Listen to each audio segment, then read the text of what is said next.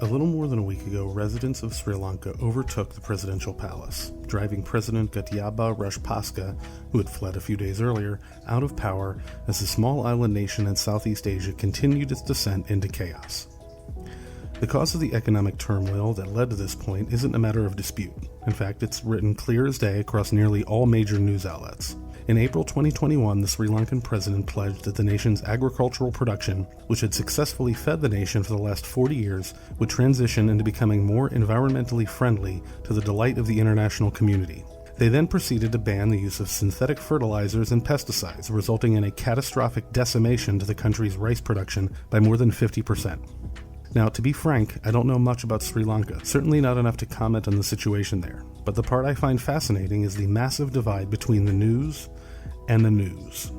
See, in this day and age, we get news from all over, from trusted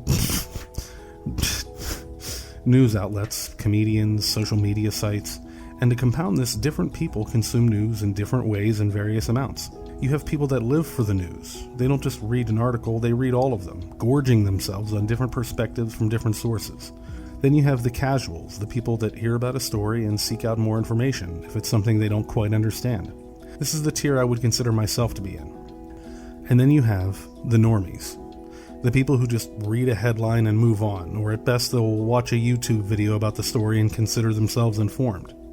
As you'll notice, most people are normies. And there's nothing wrong with being a normie, because not everyone is or should be interested in everything that news corporations and social media deem interesting. We only have so much time here, right?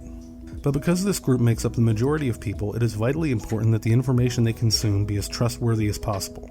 The word misinformation gets thrown around a lot, and while it is a real problem, it is a problem that we, collectively, need to regulate. Because the significantly worse problem is when any powerful organization declares itself to be the arbiter of what is and isn't true. The most obvious and inevitable result is that they will lie to you, and they don't even have to arrest journalists or conceal information in order to do it. So it's a few days after the citizens overthrow the president's swimming pool when I see this video recommended to me by YouTube.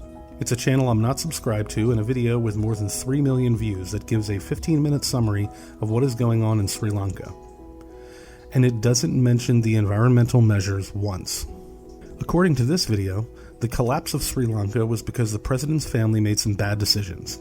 Apparently they just decided to ban chemical fertilizers for no reason, even though they literally show headlines from news articles that state explicitly why. No mention of how the president's desire to become environmentally friendly led to an utter catastrophe of starvation and economic turmoil. It just happened. And this is what happened as viewed by 3 million normies. It's like, imagine watching a video about the assassination of Abraham Lincoln and not hearing the name Lee Harvey Oswald once. Like, yeah, I don't know, he went to the theater and a bullet just exploded his head. It was weird. This tragic economic collapse of a country happened as a direct result of environmental efforts to achieve the same goals as those pushed by nearly all powerful institutions, and I'm not a conspiracy theorist for pointing that out.